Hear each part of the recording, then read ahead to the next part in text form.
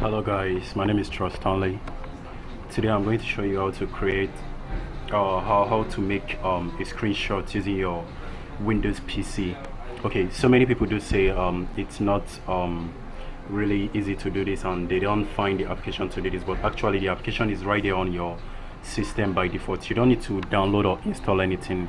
All you have to do is to search for it on your applications folder, and you don't have to make you don't have to make use of the keyboard shortcut on your keyboard. Just go to your start menu, then under your search menu just type sniper. It's called the sniping tool. This is it right here.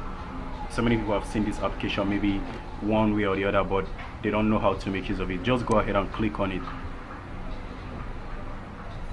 and then with this application you can actually make a screenshot of any proportion of your screen, and then go ahead and click save.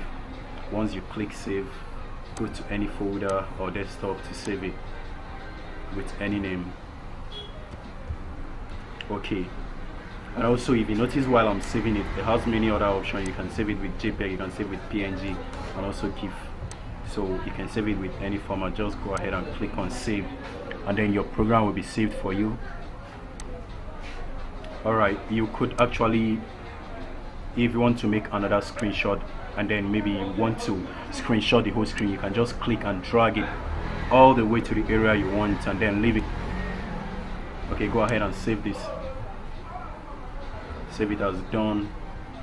Then go to your desktop to view it. Let's confirm our savings. Okay, this is the first one we saved.